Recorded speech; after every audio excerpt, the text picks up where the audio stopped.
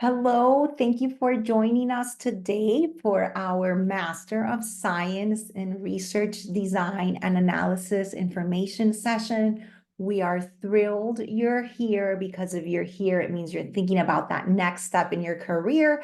And that's exactly what we want to help you with as you consider all your options and figure out what's right for you. My name is Carla Maria. I am part of the FIU Online team at the university. I've been a part of FIU and particularly our online programs for over 10 years. And in my role, I work to help professionals like yourselves find that next step, find that degree that is best suitable for them and their goals. And I have a team of people here I want you to connect with, because if you do decide to join the program, you will be working very closely with each of these persons. The first person I want you to meet is Dr. Mido Chang, professor, and really just a leader in the program. Dr. Chang, would you be able to introduce yourself to our prospective FIU students? Sure. I'm Mido Chang, who has been working more than 10 years. Actually, I finished the 11th year, and I've been teaching quantitative research methodology from foundational to the advanced courses. And yeah, and then I love to work with the people. I love to work with you guys too. And so as a director, I'm really, I'm available for answering any questions regarding course taking, problems you may have while you're really pursuing, master's degree, and even when you really apply for the jobs. Just let me know anytime. I'm available. Thank you, Dr. Chang. And we also have with us Dr. Andy Pham, Associate Professor for the program. Dr. Pham, can you also give a warm welcome to our future students?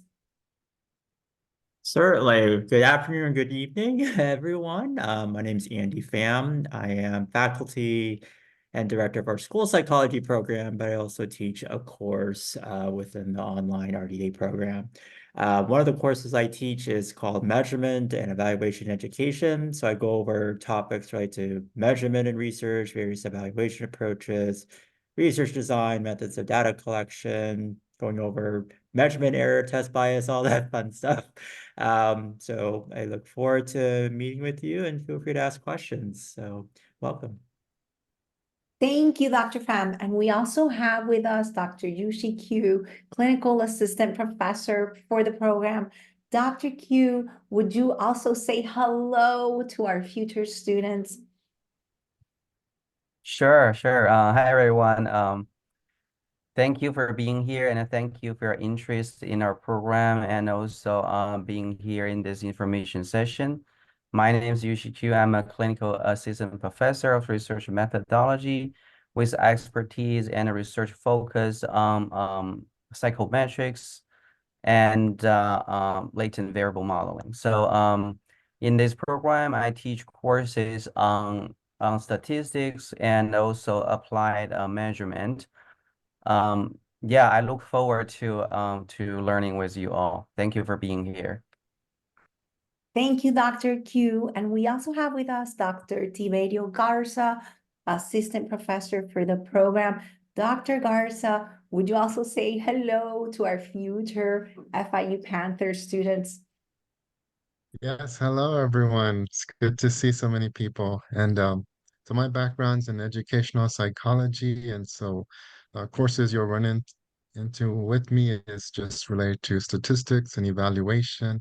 And yep, and just I enjoy being here. So always feel free to email me or contact me. I'm always there willing to help you in uh, s- whatever statistical, quantitative, or evaluation problem. Thank you, Dr. Garza. And we also have with us Tidam Chatmala, Program Coordinator, and really so much more, a real guide to you in the program as you're thinking about your application and also throughout your program completion. Tidam, would you say hello to our future students? Okay. Hi, everyone. Good evening. Thank you for taking the time out of your busy schedules to join us tonight. We really appreciate that. I'm the program coordinator, so I'll be the contact person once you decide to apply to our program.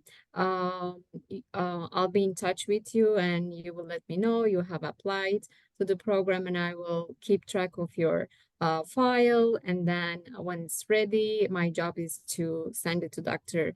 Mido Chang, and she reviews, and we move forward. So yeah, I'll be the contact person working on your application file, and I also will work with you throughout the program until you graduate. Thank you, Tida. Mhm. And well, we shared a little bit about each of the team members that you'll get to work with if you join the master's program, but we would love to learn about you, and particularly we would love to know why you're here and what's your reason, your motivation for wanting to pursue your master's degree, particularly in research design and analysis. So we have some of the reasons that some of the students have shared in the past as to why they end up joining the program. But if you can just share in the chat, please go ahead and share in the chat your motivation for being here.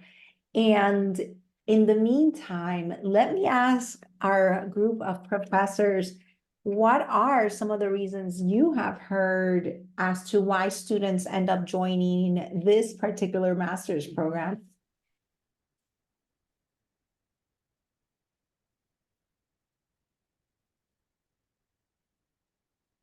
Yeah, I can say it's definitely related to promotion or just to acquiring new skills. But sometimes we see jobs like social scientist or data analytics. And so these are like jobs like I always see like in Amazon or Facebook. And so generally if you see like social scientists, that's a good outlet too.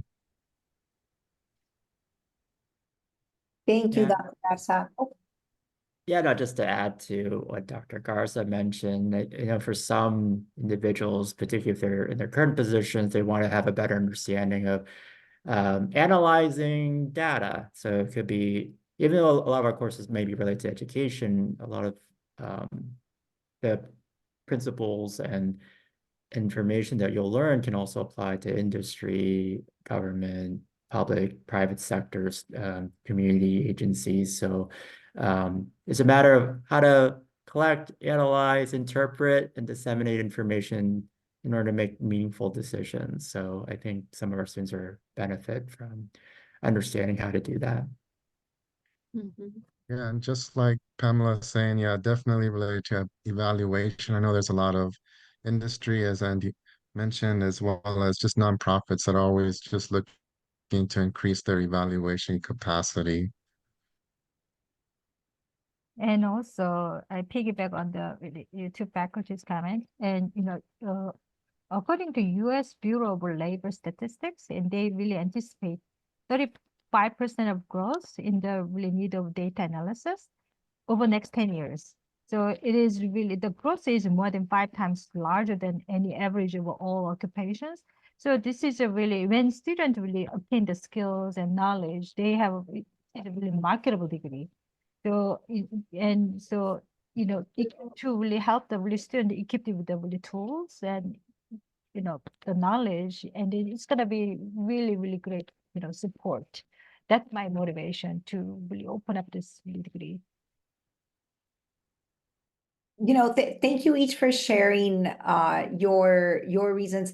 I see some of the reasons that some of you shared in the chat. They kind of echo what our professors just shared. Expanding your skill sets in research methods, intellectual and career advancement opportunities, and just being able to learn more in the field. And I think the reason we're all here today is really because, not only are, each of your personal interests, but then also, as Dr. Chang mentioned, just the big demand that there is throughout different industries for professionals who know how to interpret data and use it to make meaningful decisions. So thank you each for sharing. And Well, let's talk about FIU, because if you're thinking about this program, the Masters in Research Design and Analysis, you get to join the program, but you also get to join FIU. And FIU, Florida International University, is the public research university in South Florida. We are part of the State University System of Florida. And some of our biggest pride points are that we offer bachelor's, master's, and doctoral programs in many different fields. And we are one of the largest public universities in the United States based on enrollment class size. We have about 50,000 students enrolled across all of our on-campus and online programs. And we have over 300,000 alumni all throughout the world who decided to be part of this FIU community. And we're also the #1 university in the country to award bachelor's and master's degrees to Hispanic students and in producing Hispanic engineering majors. So again, if you join this particular master's program, you are joining a very large community across all of our faculty and all of our research as well.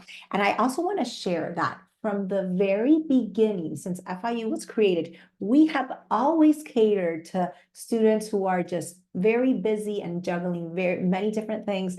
And for us, it's important that our programs are flexible enough so that you can complete them. So we have created FIU Online at the university, and really our mission is to make sure that our FIU students and lifelong learners, such as yourselves, have the best quality online educational experience that is regardless of where you're located or when's the best time for you to connect and complete your coursework.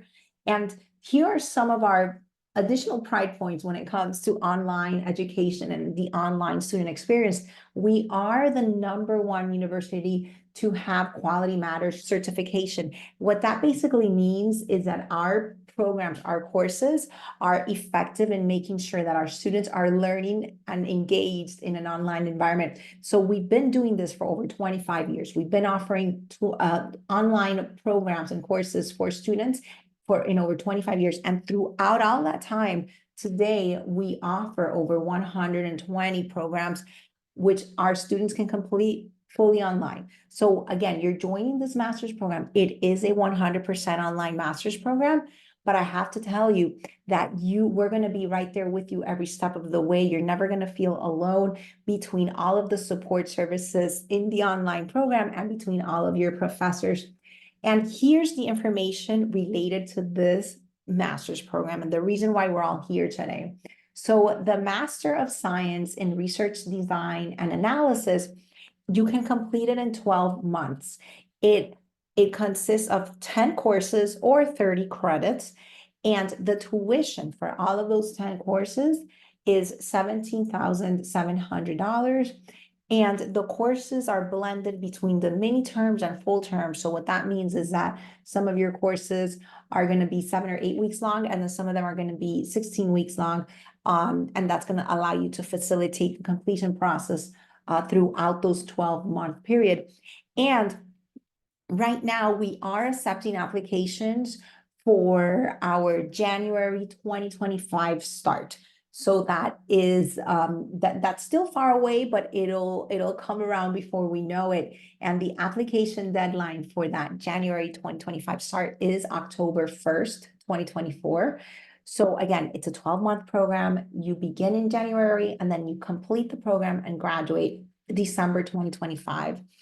And the courses really are designed to provide you with strong research methods and hands-on research experience. And I think one of the best parts about the program is really that you will be able to receive individual mentoring from your professors throughout your program. And we'll talk about that in just a little bit and what that looks like. But then also the program does have a cohort structure. So in addition to this individual mentoring, you are going to be able to build relationships not only with your professors, but then with your classmates, because you're gonna be completing your courses with the same group of classmates from the very beginning to the very end of that 12-month period, allowing you to really build relationships, grow your network with your classmates. And hopefully these are going to be folks that will be part of your network for years to come throughout your entire career. And well, talking about career and career benefits, let's talk about, I think, one of the reasons why some of you are here today, which is using your skills in organizations as a research methodologist. So I want to ask the group of professors here today, and also I'd love to hear from you who's thinking about the program, because if you're here, I'm sure you have experience and knowledge in the field already. So I want to ask the group, if you know, to our prospective students, please share in the chat, and to our professors, how can organizations benefit from employing a research methodologist? So again, I want to hear from the group, our professors, how can organizations benefit? I can start. And, this RDA program is very versatile degree. And, the students from all areas can apply. And because this tool and skills are required in all fields. So including, marketing, public policy, sports management, and education, and all kinds of industry, and even hardware and software engineering and healthcare. So, when you really start with this all various really jobs, and you need to really collect the data, and then you should be able to really manage the really data, and then analyze and interpret that, and then even predict the future, events. Those things are really, it gives you really practical support from our program, because it's not only really, the statistics or quantitative method. It's like a hands-on activity, and then you're gonna to apply your learning to your project, and then you learn how to communicate with the people. So that's gonna be real benefit wherever you go. As a really research methodologist, you can really become really, very capable person, and then many people will ask for your assistance, and then you will be a really central really job market in the job place. Yeah, and I think also it's just helping organizations just develop or create studies of finding out what are the strengths and weaknesses of an organization. Where can we improve, or where can we be efficient? And all these questions are definitely organizational related questions that just help improve the the drive and function of an organization. And so within that activity, then it's like there's a lot of productivity, right? This can relate to more reports, or just the quality of reports or publications or going to conferences. So then it just starts to become research active, and then that leads into grant activity. And so there's always a broad range of ways you can benefit and help an organization, even in the one you're in now. Yeah, and I wanted to just chime in a little bit. I think our program, the fact that we are preparing research methodologies is a very timely program, especially given the advances in technology. So I bet you heard the term, right? AI, machine learning, and also people talk about data literacy, assessment literacy. And I think now there's a surge of data, and in the future there will be more data and more data. So I think for schools, there will be a lot of student records, teacher records, and that needs people who will be able to use the data and then deliver useful evidence to support decision making in school settings based on those evidence. And also for industries, like, there are a lot of testing companies, we call test vendors. They help the states and also other nonprofit organizations to prepare tests and different kind of assessment, and they all need support from you all. Okay, so I think there are a lot of opportunities.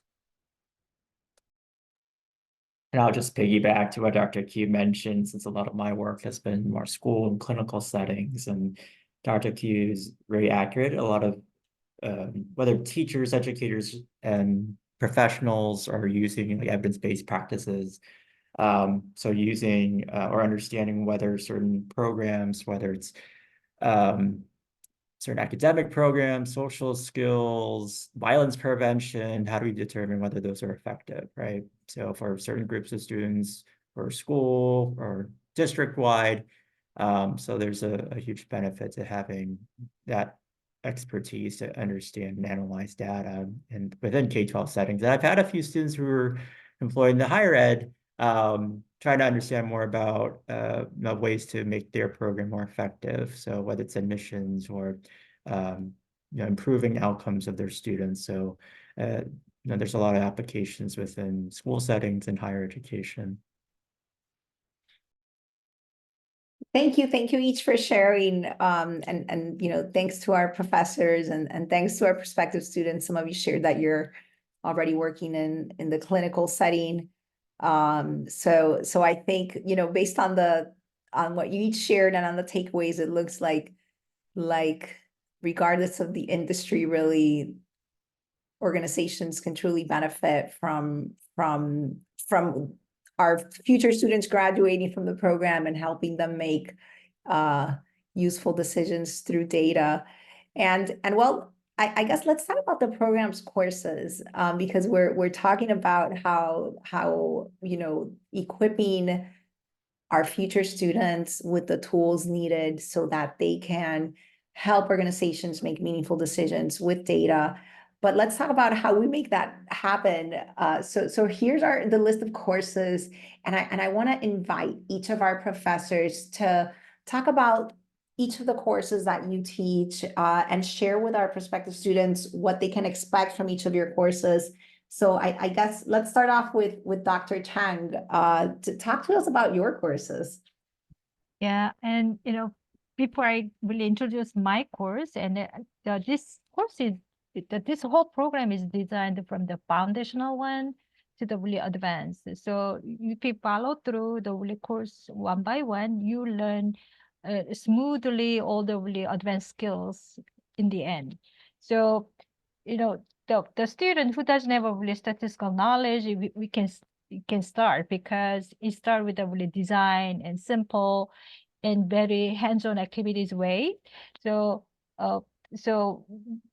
mostly really student really comes with a really high anxiety, but you don't worry too much about the really fear about the really quantitative method.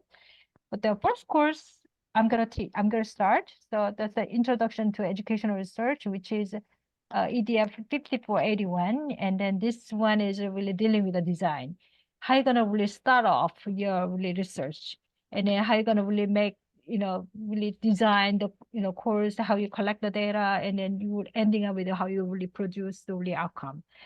So it's a really combination mixed way of really quantitative method and qualitative method. So this is the course we're dealing with, a really touch upon the really qualitative method. So you're gonna have a really broad overview of the really all research methodology. And so we'll really work on the really how you write the paper and how do you search the really the article. Those things I'm gonna really learn about, learn with you guys. So EDF for 5481, I'm gonna really take care of. And then next one is Dr. Andy Farm, right? Yes. So I think I mentioned, so I teach one of the courses called Measurement and Evaluation Education. And so it is a foundational course. So some of the topics I go over, as I think I mentioned, in terms of basic concepts related to measurement and research, basic evaluation approaches, but also focusing more on test development as well as understanding rating scales. Students tend to come from different disciplines, so I do want to make sure students understand how to review journal articles, understand methods, approaches, and being able to critique, and also how do they measure certain constructs or variables. So a lot of my content ensures that students know how to read more like quantitative research articles, but also ways that scholars measure certain constructs and being able to critique those approaches. So, but yeah, in the journal articles, students can choose based on their interests, whether it's research or based on their experiences professionally. So, so there's flexibility in terms of the types of assignments and your interests that could contribute to the course. Yeah, And yeah, go ahead. thank you, Andy. Yeah, so EDF 6472, so our research method in education, introduction to data analysis. Yeah, as the name implied, in this course we'll be talking about briefly different kind of research designs, and then we'll be placing a lot of attention to different kind of data analysis. So from the it's all about statistical decision making. We'll be introducing hypothesis testing, the t-test family, and also correlation regression, which provides you a basis for you to move forward. I mean, you're taking the rest of the courses in this program. So yeah, I bet we're on the same page, right? We all like research and also statistics. Yeah, I'm sure I'll be giving you a very impressive and welcome and also cheerful intro course. Next course it will be really taught by Dr. Pelosi, but she's not able to come tonight, so I'm gonna really fill her up. And so single subject research design in education is not like a really large number of really the samples of participants that we're dealing with.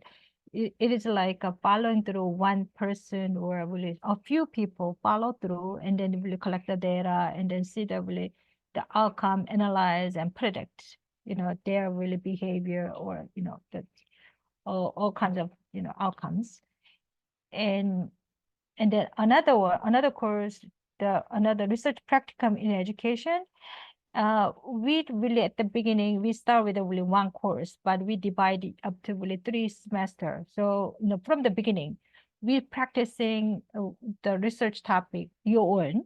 You choose the research topic and you really working with the individual, your mentor or really the faculty member. And through this process, you get the mentoring.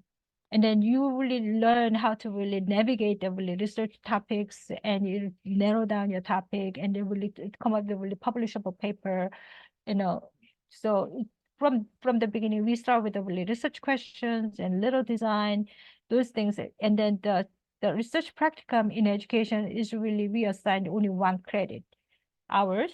So main purpose of really this course is you are really working with a really mentor, faculty member.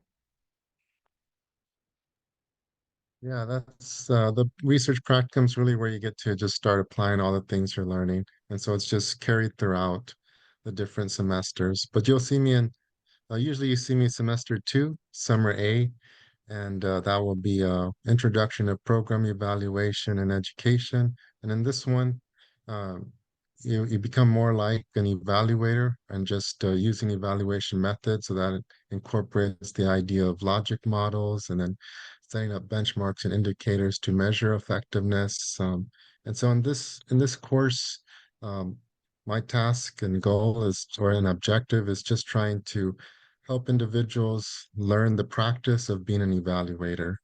And so being an evaluator involves both quantitative and qualitative. So we incorporate the mixed methods as well. But you're free to choose quantitative, qualitative, or mixed methods. But again, it's just learning the profession of being an evaluator. And then the next class, advanced analysis and educational research, you'll see me in this one as well. This one is just an extension of the introduction to data analysis. And so from here, we take your statistical knowledge you learned in the previous semester and expand on that. Of course, review, right? Review, and then expand more statistical techniques to that and getting into the multivariate statistics. And then that brings us to summer B. Right. And next course I'll be really taking care of. And then it's the application of a statistical method to education. So this is a really advanced skills we're gonna learn, like a structural equation modeling and really path analysis. So use this method, you can make a really publishable manuscript. That's our goal. And then these days, really, the the bar is really, as a methodologist, is really raising really highly. So we try to really keep up with really all the offer in modern statistics can really bring. So in this course, you're gonna really learn really cutting edge method, really educational method. And I think, I made a mistake. So the practicum in education first course was really taking care of the really Tiberio Garza, but I did. So would you really do those some of the research practicum in education? Would you introduce that? Yeah, the research practicum. So like I was saying, that's where again, so the longer you spend in research practicum, the more of the skill you can apply to that. And so we recognize in the first semester, you only know so much. And so so then it's just developing the research a research study.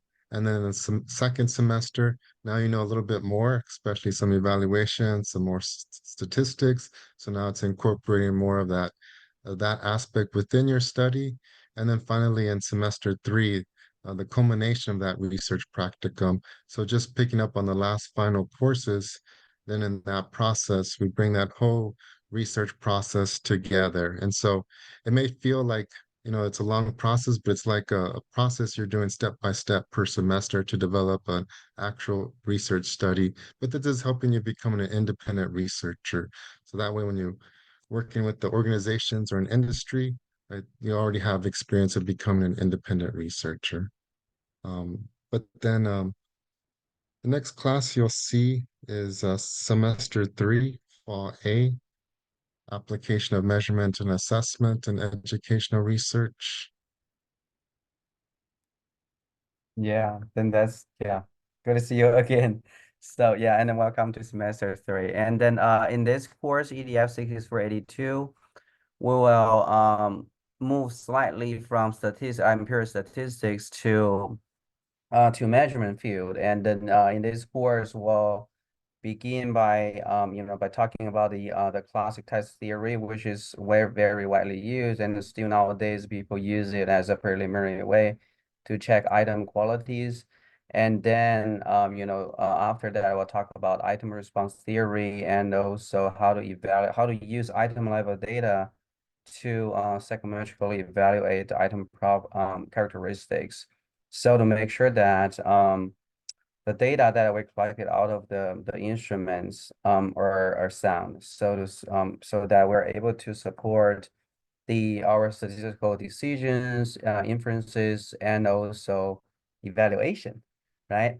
Yeah, and I do see that in the chat, today's attendee, Imara, I see your interest in psychometrics, which is a perfect fit. Okay, yeah, I look forward.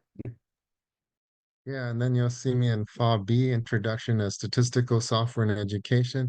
So from here, we take your statistical knowledge and expand in the sense of software wise. So that's when we start to turn to R and R Studio as well as JASP, and then just make sure your knowledge of SPSS is there as well, because we recognize different industries, different organizations use different statistical software. And so we just want to make sure before you graduate, at least there's some free statistical software you can still use after graduating from FIU, which is JASP and R/R Studio. And then that ends with Fall B Research Practicum. So again, just bringing everything together to complete a study from semester 1 to semester 3. So in the fall B research practicum education, I want to really produce something tangible, and then you can really really consider as your masterpiece during this program.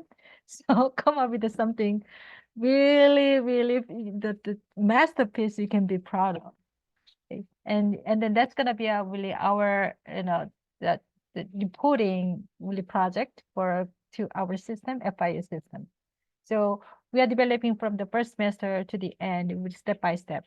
Dr. Garza mentioned, as Dr. Garza mentioned, we're gonna really move step by step. Thank you. Thank you for talking about each of your courses. I hope that this has really painted a clear picture for you as you're thinking about this program and what you can expect from the courses and what you can expect to learn and take away from our courses. And we also we have a question for those of you who are joining us today who are prospective students. And the question is, what is your biggest challenge, or what are your biggest challenges for you to join the program? And we like to talk about this question because we actually like to address some of these challenges ourselves now, you know, from time to finances to support system. So and I guess I'll ask this to the professors as well. You know, each person tackles their own individual challenges. So I guess to our group of professors, can you share just some general guidance as to some of the top challenges that you have seen our students when they join the program, you know, whether it's time, whether it's being able to get acquainted again with in a university setting. I guess, what tips do you have for some of the challenges that our future students may face?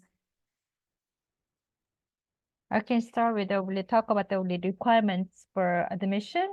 And most students are really, you know, worrying about the references and, you know, because in the book, you know, it says really require 3 reference letters.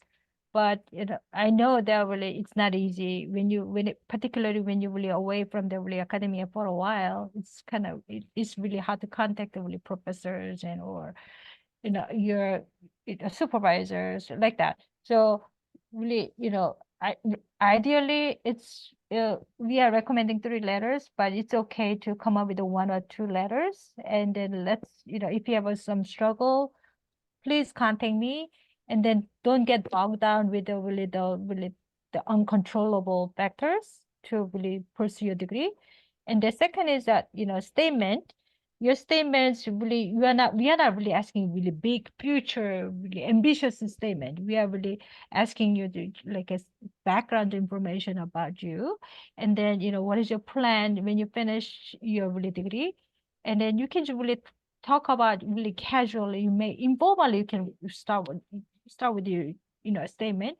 But if you have a really the statement already, you can share with me, you know. So don't let it really, you know, discourage with anything. Just, you know, it was really my biggest hurdle to really advance that, you know, future, you know, really, you know, the big events. So let us know. That's the comments. Dr. Chang, maybe just a question. So if an applicant isn't able to get 3 reference letters, maybe from academics, is it okay to have supervisors write letters, or any alternatives? Yeah, so we required only 1 letter from the academic, but you know, even for the people who are in the you know, industry for a while, it's not easy. So any recommendation letter is acceptable. And you know, if you cannot really obtain the really good letters from, you know, the previous supervisor or, you know, your faculty, that is also okay. Try to really bring 1 or 2.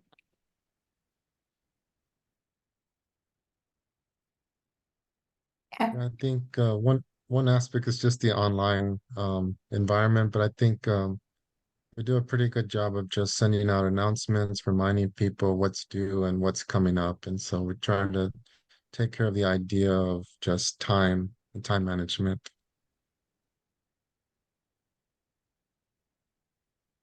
And you know, this all makes sense, you know, the time management, and a lot of you have shared in the chat that in addition to the admissions requirements that Dr. Chang was just talking about, the finances as well. And we'll talk about that in just a little bit, but there are some scholarships and financial aid that may be available to some of you.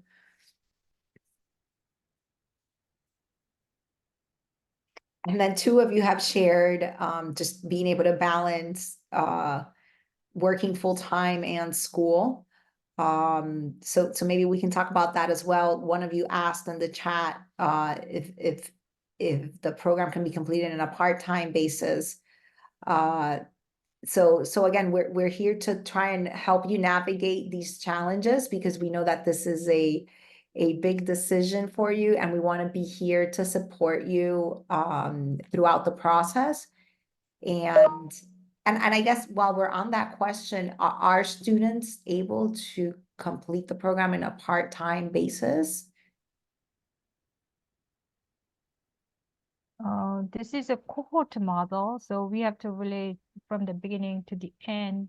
But some of the really for unexpected events, really, you know, as we face, as everybody face, really really expected events really come up. You know, we can really readmit the remaining really the courses for the following cohort, but it's not really allowed to really part-time basis. And I want to add, talking about balancing it all out, as you're trying to figure out how your life will change in that 12-month period as you're completing your program.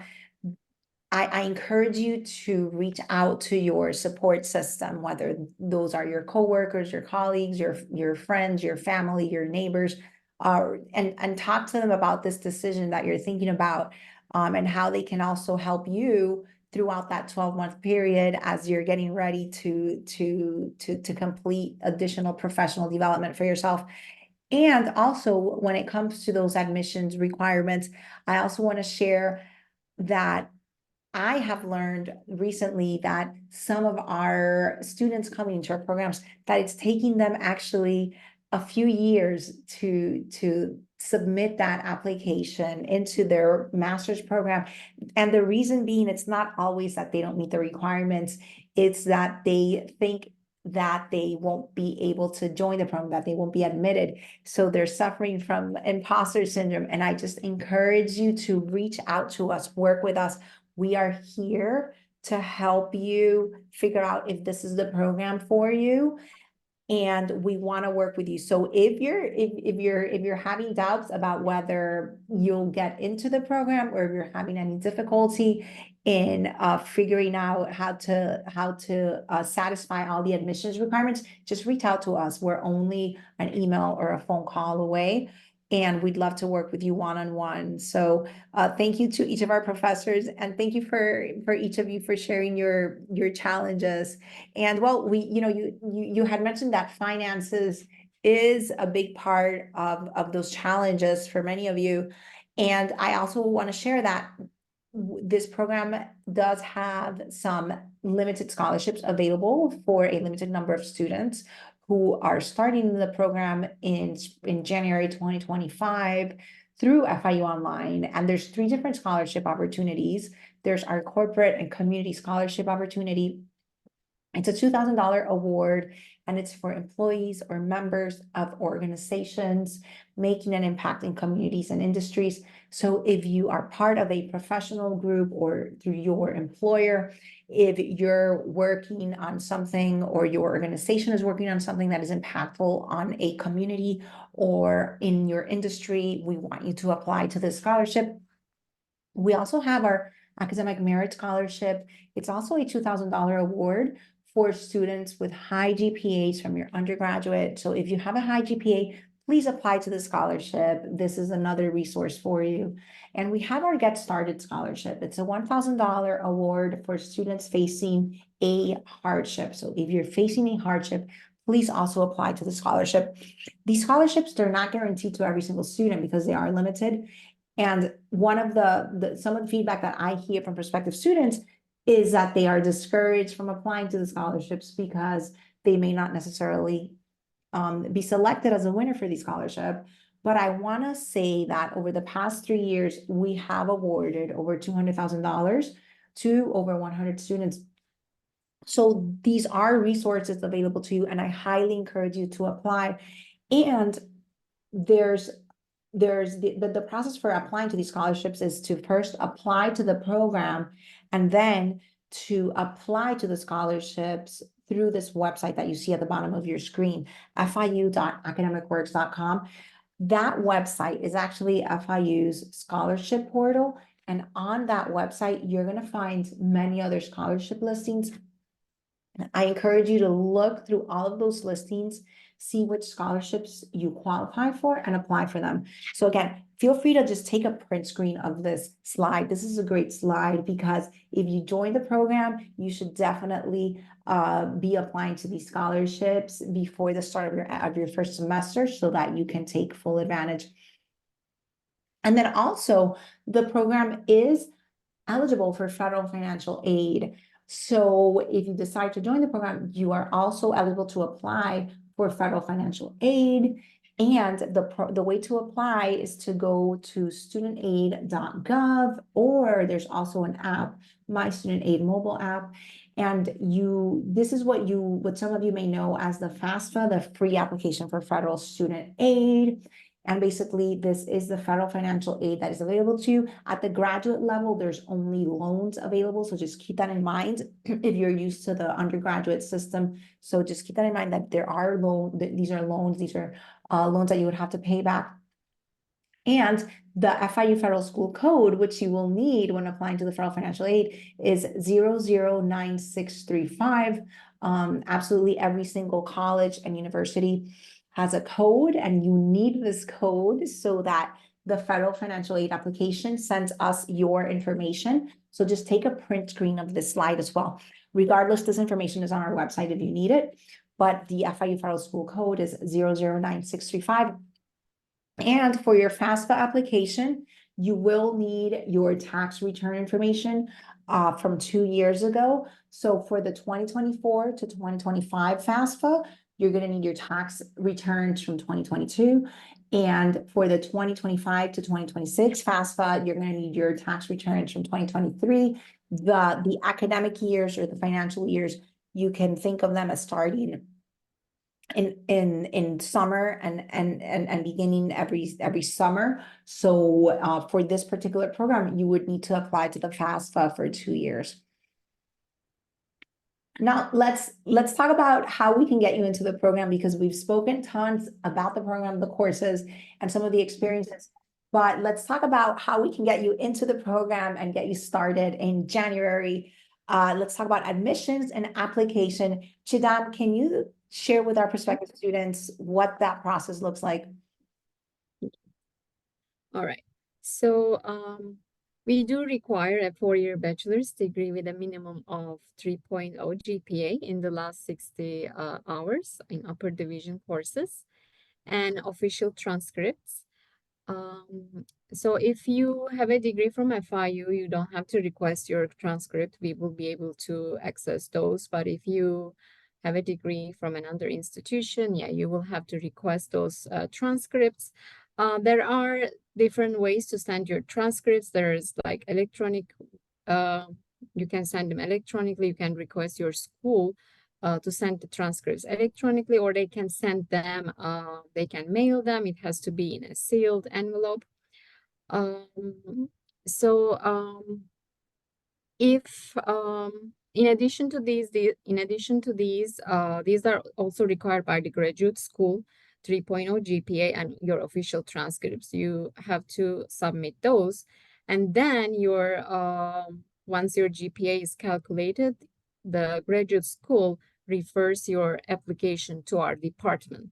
And then we look at the additional supporting documents, which are recommendation letters. As Dr. Mido Chang mentioned, we do recommend like 3 recommendation letters, which is listed on our website. But since it could be difficult for some of you to reach out to your professors, you know, if it's been a long time. So yes, 1 or 2 are acceptable also. And then we do also require an application statement, like statement of purpose, which describes your professional and educational background and your career goals, and how your goals or how our program align with your goals. That's very important that you mention why you want to be in this program, because rather than like what you did or who you are, I think more important is that why you want to be in this program and how your goals and our program align with your goals. There's a question about like how the skills I would acquire in my, I think this is about the statement of purpose. I think I don't know, maybe Dr. Chang would like to talk about that, but I do think that the way you write your letter, the way you use your writing skills is important when they evaluate your file, because it's a way of like saying, or it's a sign that how you will handle the master classes, because you will write a lot. And so it should be a well-written statement of purpose. And then if you earned your degree outside of the United States, you will have to provide translated course by course evaluation, translated transcripts. We do have some agencies that FIU works with or accepts those translations from those agencies. We have the information here. So yeah, those are the requirements. Also, if you're an international applicant, you have to provide an English proficiency test. It could be either TOEFL or IELTS or Duolingo. So these are additional requirements for international applicants. And you as you see on the slide, you have to apply at gofi.edu by October 1st, and then you submit your documents. You don't have to wait until you have all your documents. We have a rolling admission, which means you can start your application today, right after this session, and then you can submit your documents as they become available. So in that way, like you apply and we know that you apply, you let me know, you will get your Panther ID in an email, I think a day after you apply, and then we'll just start working on your file. So, we know that you applied, and then whatever questions you have about your reference letters or transcripts, so we can work on those when you apply to the program. So yeah, once you apply, you will get a Panther ID. You will get your Panther ID in email. And then all you need to do, you let me know that you have applied to the program and this is my Panther ID. And then I will keep track of your file. And when it is referred to our department by the graduate school, then Dr. Mido Chang will review your file and make an admission decision. So that's how the application process works. Thank you, Chidam. And I want to share, I want to stress on what Chidam just mentioned, that you do not need all of your documents to submit your application, because that's what we're here to help you with. We know that these documents, it may take you a few weeks to gather them and to submit them. So that's what we're here to help you navigate. Again, the process to apply is to submit your application at go.fiu.edu/apply. The deadline is October 1st. We encourage you to apply like today, like as soon as possible. Reason being is that then we can help guide you. We can help answer any of your questions as you're completing all of these documents, whether it's your letters, whether it's your statement, whether it's figuring out how to get your transcripts from your school. We are here to help you throughout this process. And the whole application process, when you're submitting your application at go.fiu.edu/apply, it does take about 10 to 15 minutes. So it's a relatively short process. When you go on that website and it's the application portal, you're going to create a username. It's going to ask you information about yourself. It's going to ask you some information about the former colleges and universities that you attended. So that whole process takes about 10 minutes. And then afterwards, you work one-on-one with Chidam to figure out how to submit each of these documents. So just keep that in mind, that the earlier you apply, the better, because that means that we can begin providing you the guidance and support as you're completing your application. And I also want to share that There is normally an application fee when you submit your application, but we don't want you to have to pay that fee. And we want to take care of that fee for you. We want to cover it for you. And here are the steps that you need to take so that FIU Online can cover your application fee for the online master's in research design and analysis. So again, the first thing you have to do is go to go.fiu.edu/apply. Takes about 10 to 15 minutes to submit the application. At the very end of that application, it's going to ask you how you want to pay for the application fee. And what we ask you to do is select the check option, the pay by check option, so that then what's going to happen is when you submit the pay by check option, we're going to be able to look you up on the back end and cover that fee for you. Once you're done submitting your application and you select the pay by check option, you're going to get an automated email with your application number and with your Panther ID. And what we ask is that then you send us an email telling us basically that you applied and that here's your application number and your Panther ID. And then we're going to look you up in the back end. We're going to cover that fee for you so you don't have to worry about it. Please take a print screen of this slide. Please, I'm just going to give you like a few seconds to take a print screen. It's key that you follow all these steps so that we can cover that fee for you. The email that you have to email us at is msrda@fiu.edu. And again, just take a print screen of the slide so that you can submit your application and we can start working one-on-one with you as you're gathering all of your documents. All right, so, well, this pretty much wraps up what we wanted to share with you as you're thinking about that next step, as you're thinking about whether this is the right program for you. And what I invite you to do is to actually share your questions now that the entire group is here, and hopefully we can guide you in the best direction. So feel free to share additional questions in the chat. And I do have a backlog of questions that some of you have shared, so I'm going to go through now. So feel free to share in the chat or open up your microphone or video. But I have a question that I want to ask for the group, which is, the first question I received was, and I don't know if anybody else received any more direct individual questions, but one of the first questions I received was, what is the difference between the Master of Science in Research Design and Analysis at FIU? And how is it different than the Master's in Statistics? And this is for somebody who apparently is already in the Statistics Masters at FIU. So maybe they're thinking, whether they're in the right program or not. But I guess it's, can our professors maybe expand a little bit on like how the Master of Science in Research Design and Analysis is different than the Master's in Statistics?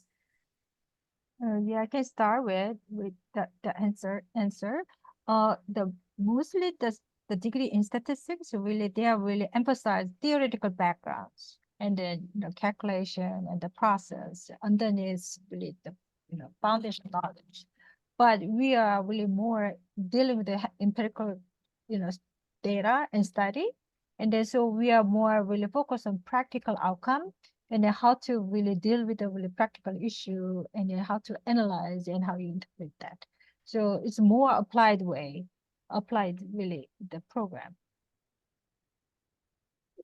Thank you.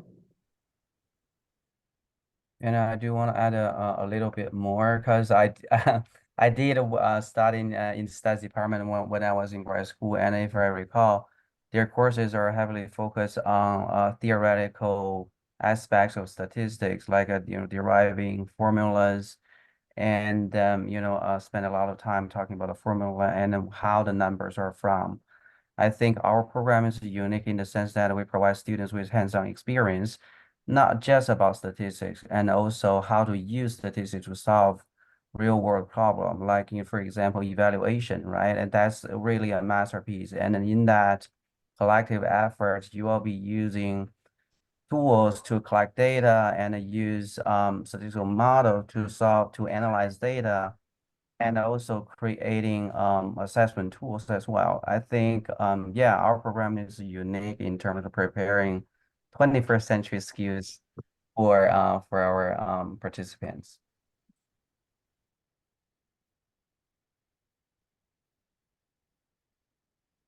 Thank you very much.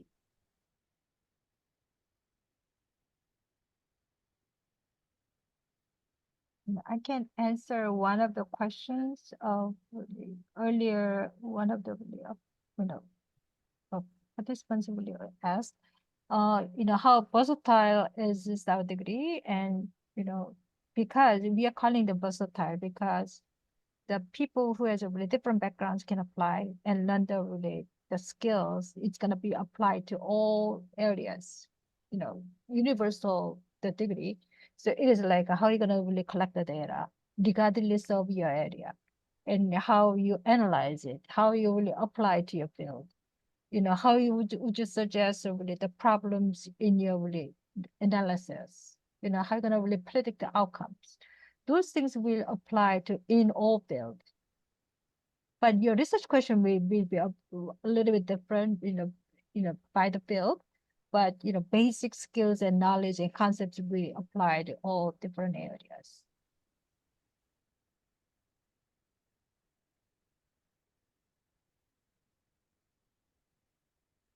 Jason raised her hand. Jason, would you like to open up your microphone or share your question in the chat, whichever you prefer?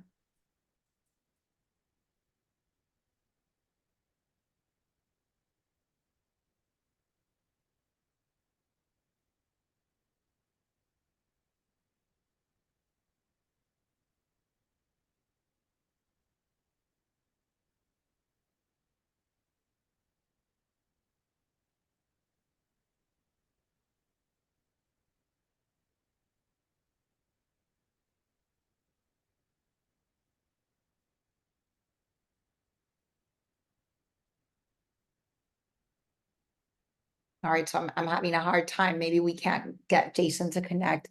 But feel free to open up your microphone or share your question in the chat. If you have if anybody else has any additional questions, again, this is what this time and space is for, so that we can answer your questions.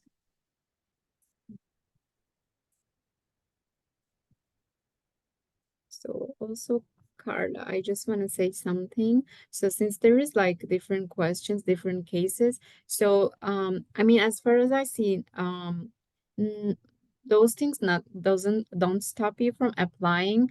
And since once you apply, once we can work on those questions you have, like someone is asking about his transcripts. It's difficult to get from Cuban government, but he has degrees in the United States. So, I mean, I recommend that you apply with your degrees that you earn in the United States, and then the graduate school may refer your application to the department by looking at those degrees. If not, we can still review your application and make a decision.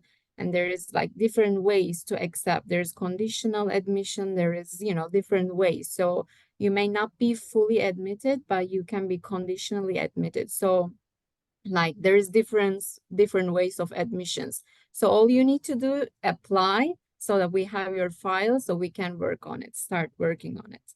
So yeah, so if there are things that you need to complete, you can be like conditionally admitted, and then you will be given like 1 semester to complete whatever is missing. So there's always ways to, help you out. And that's a great point, because as you mentioned to them, every person has a unique situation, and whether it's like getting your transcripts or getting the recommendation letters or crafting your essay. I mean, each of you has a different situation going on. So as Tudam mentioned, go ahead and apply, because the earlier you apply, the earlier we can start working with you and guiding you on all the different steps and figuring out what's the next best move for you. So again, here's our slide where if you haven't already taken a print screen of it, feel free to take a print screen of it. that highlights the steps for us to cover your application fee. Again, the application process takes about 10 to 15 minutes, and then we'll work with you one-on-one to help you gather all of the requirements. So Also, I really emphasize, as you may feel, all faculty member in other program is very, very helpful and then very supportive, as you can see. So, and then this is a really testimony from, prior cohort students. So and you will enjoy this program, and then you will really happy to work with each faculty member in our program.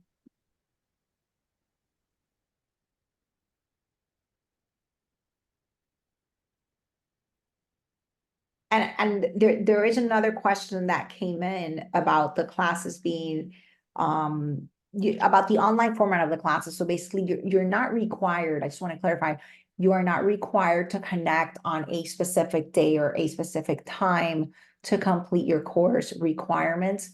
And that's the flexibility of it being online, that you're not required to do that during a certain day or time. You are required to follow a timeline and complete assignments on by certain deadlines. I know sometimes a professor can also schedule time to connect in real time live, but those are never required. Those are almost like kind of like additional experiences, but they're not required. The whole purpose of this program being online is that it's flexible so that it works for your schedule, for your needs. So I did want to clarify that. And also, whenever you need really the human help, face-to-face support, and you can request all the really Zoom line, Zoom, office hours, or Zoom sessions. And then I do all the time. It was mostly faculty members try to really informal Zoom sessions a couple of times. And then just in case you have questions and concerns, and so you would not really lose the contact with the faculty, even though you have to really follow your schedule, your own pace. So, there are a lot of, we try to really compensate the lack of really communication, all different ways. So let us know anytime you have or any questions and problems. Thank you. And we are out of time, and I believe we answered all of your questions that you shared now in the chat. But I know that some of you may have questions later on, or you may think of another question later on. So feel free to reach out to Dom, and feel free to submit your application. We are here to help guide you as you're thinking about that next step. And thank you for being here. Thank you for connecting with us. And we look forward to hopefully seeing you in our classes in January and you joining our FIU graduate school community. Thank you and be well. Bye.